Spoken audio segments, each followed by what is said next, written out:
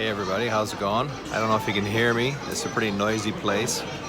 This is Big Lair here. Jack's Private Coffee Corner, eating lunch at a sushi restaurant.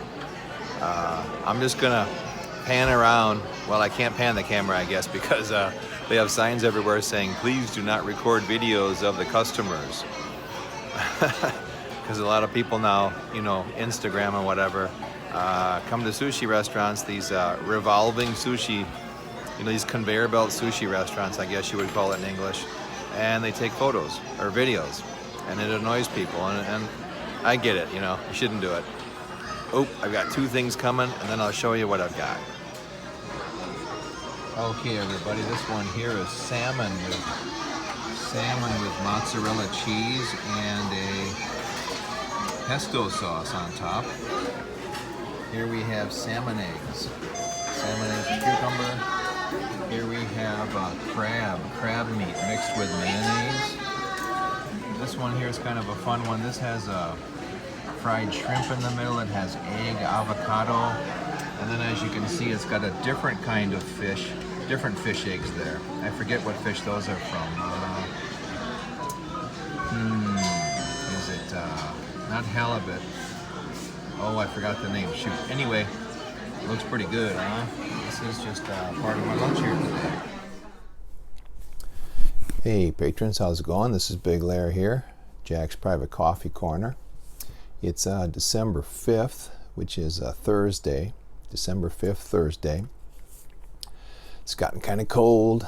Got down to a little below zero for us. Well, no, not below zero. Sorry. We're using Celsius, so let's see. It got down to like 30 degrees. So 0 degrees Celsius is 32 degrees Fahrenheit. So we got down to about 30 degrees Fahrenheit, which is I think like minus 1.5 Celsius. So pretty, feels pretty breezy when you wake up in the house and it's that cold. Okay, things are getting warmed up here though. It's early, it's very early. It's 6 in the morning right now.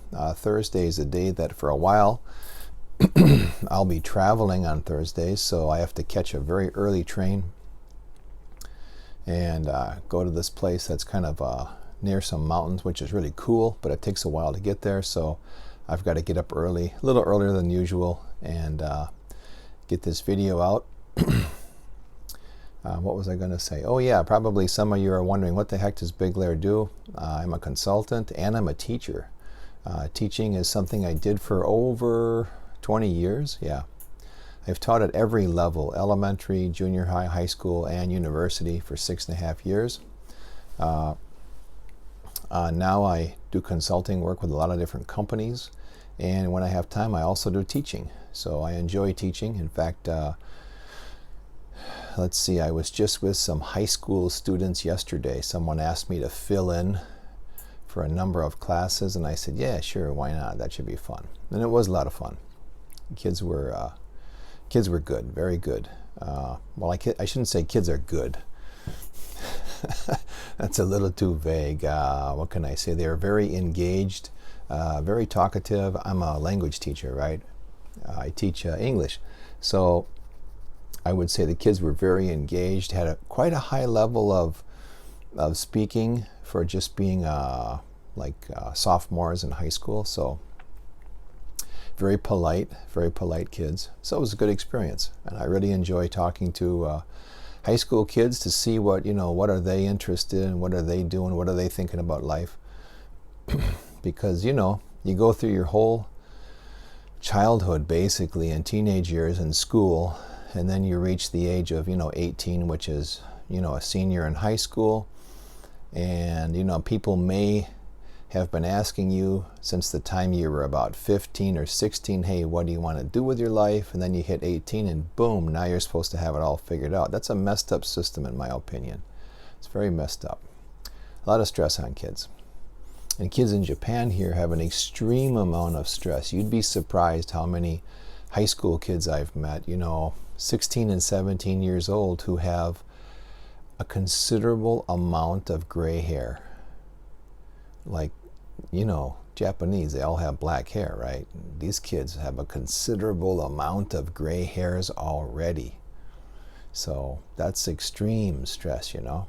So bad system, but what can you do? Just trying to do my part to help out and hopefully, you know, set someone on a better course than they may have chosen, or just show them that, hey, there are teachers out there who care about you, you know, who are rooting for you to actually, you know, find your passion and then follow it in life.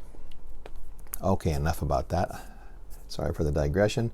So this is December 5th, our daily crypto update. What's going on in the markets here? Let's look at our sheet.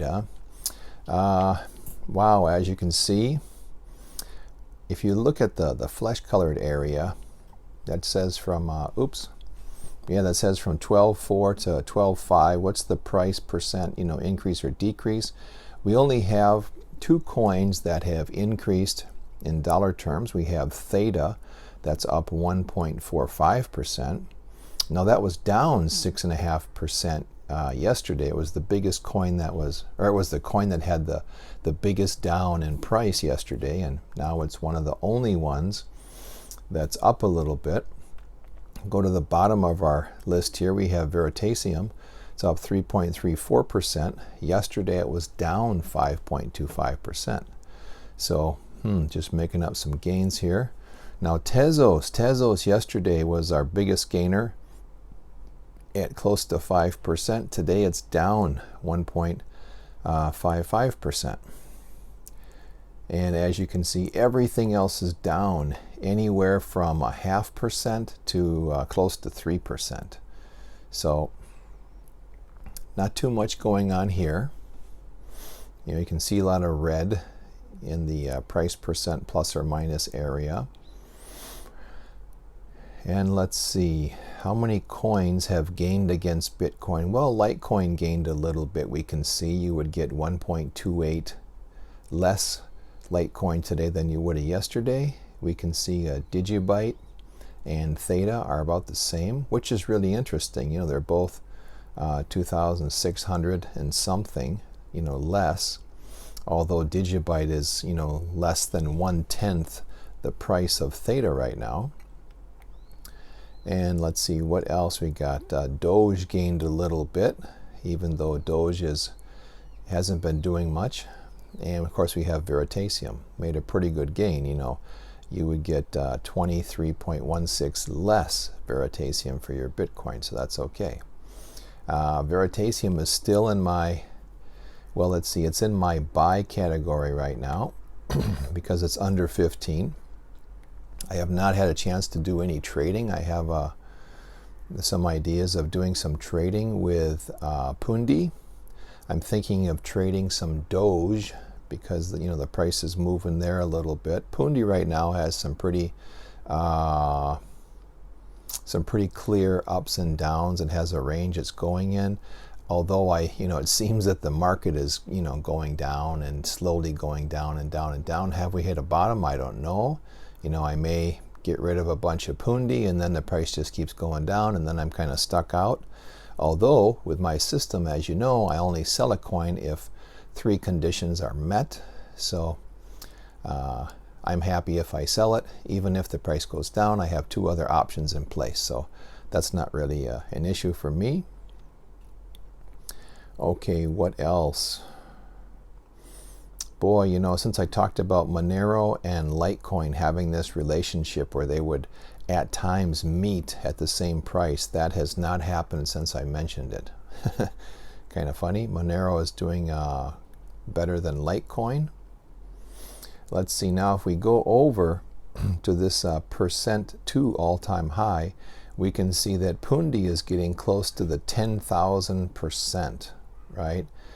You know, which means if Pundi from its current price had to go up to its previous all-time high, it would have to increase, you know, 9,912.82%. It's very close to 10,000%, which is what it was, last week or the week before. NeoGas is getting up there, 9,365.05%. So that's quite interesting. Nothing really new as far as what I would do here. My buy coins are still the same. You know, EOS at 350, I loved it. 265 still looks good. Cardano, I'm kind of on the fence about that, but it's at a price where I think it's an okay buy. It may go down even less, I'm not sure. OMG, oh, holy mackerel, it's at 72 cents, almost 73. That's a good buy. My buddy Neo has been going down and down and down. Man, you know, I told you guys, I didn't follow my plan. Neo a couple weeks ago hit my first target sell price, and I didn't sell my 20%. I was thinking, oh, it looks like it's going to hit the second target. I'll wait. That was a mistake. That's the third time I've done that with Neo, where I said, oh, it hit my target, I should sell it. And then for whatever reason, I didn't. So I would have sold it at, what was it, $12.98. Well, from $12.98 to $8.78, that'd be a pretty nice buyback, wouldn't it? So that's on me. You know, as they say, even monkeys fall out of trees, meaning that everyone makes mistakes. And, you know, those times when I haven't trusted my plan, or stuck with my plan, I should say, you know, it's always come back to where, oh man, I should have done that. So it's kind of fun. Even at the age of 51, I'm still trying to get myself to do what I should do, right? And that's life, I guess, as a human, right? I'm a spiritual being having a human experience, and so I'm doing, I'm making human mistakes, right? Okay, now let's move over to our market cap sheet here. What do we have going on with the market cap? Wow, lots of volume in the daily trading. Okay, if you look in this daily percent change in market cap area, everything is in the red except we've got Tezos, and then we've got Monero, right? Tezos and Monero, those are the only ones that have increased their market cap. Everything else has decreased. And if we go to the light blue box, the daily percent change in trading volume, we can see some pretty big numbers here. Pretty big numbers. You know, it's funny, the market cap of both Bitcoin and Bitcoin Cash decreased, but their trading volume increased a pretty good amount, right? Look at Bitcoin, 10.24% increase. Bitcoin Cash, almost a 13% increase. Well, the same with XRP. The market cap is down 2.5%, but the trading volume from the previous day is up 13.51%. And then we look at Tezos here. Tezos, of course, is up a little bit, up 0.56%, but look at that trading volume. It's up almost 30%. That's crazy. Now, the big one here is Theta. Theta actually went down in market cap a little bit, but its trading volume is up 42.35%. So we had a huge trading volume. And how did that correlate to the price? Well, if you remember on the last slide that I showed there, the last I don't know what you want to call it, visual aid, Theta is up 1.45%. So, it's a huge increase in volume just to get 1.45%. That's kind of interesting, huh? Now, what do we have here? We've got a couple that really dropped. We had Pundi. PundiX dropped 26.45%, and Pundi's price was down just a little bit. And then we have Veritasium. You know, remember yesterday the volume was at, the daily trading volume was at $27,248. It's dropped, you know, 50.81%. Now we're at $13,404. And the price of Veritasium, it only went up, you know, well, it's our biggest gainer today. It's up 3.34%. So I guess a lot of that volume was, we can't say it's buying, right? Because we can see the market cap actually decreased 2.05%, and the trading volume decreased, but that pumped the price up a little bit. So looking at some of these, I'm still kind of trying to wrap my head around how the trading volume and the changes in the daily trading volume are affecting the price. So what I'm noticing so far is that some of these coins, like, you know, Bitcoin and Bitcoin Cash, Litecoin, XRP, things like that, even Tezos, they can have a pretty huge increase in their daily trading volume, but it won't affect the price that much. Won't affect the price that much. And even I've been thinking, well, on the far right here we can see this green box that says meaning. So what does this mean? This trading volume percent of market cap, what does that mean? So a high trading volume shows there's a lot of confidence in that coin, right? There's a lot of liquidity. There's a lot of people moving in and out of it. And I'm wondering, does that correlate into something? So far it doesn't. So far it doesn't, right? Because some of the coins with the biggest moves don't have high liquidity. There's not a high volume, right? The ones that are high volume really aren't doing so much. And if you look at some of the low volume coins like Tezos and Theta, they're having bigger moves.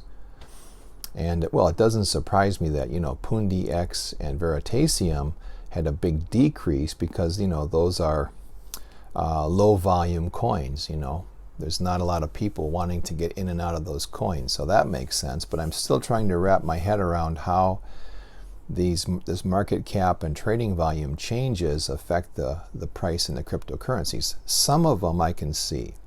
Some of them I can see. So, like as I told you yesterday, I think it was, or the day before, I'm now taking my my prices for the market cap and trading volume from yesterday. So like the evening of the 4th, I did that, and then trying to see okay, that's what's happening, the increases, and then what does that do for the price the next morning. So I think that might be a pretty good way to do it, although I haven't quite put my finger on it.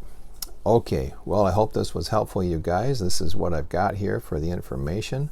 Let me know what you think. Again, it's December 5th, Thursday. It's getting a little cooler where I am. I hope where you guys are, you have nice weather. There's no snow or ice. Okay, you guys take care, and I will see you tomorrow.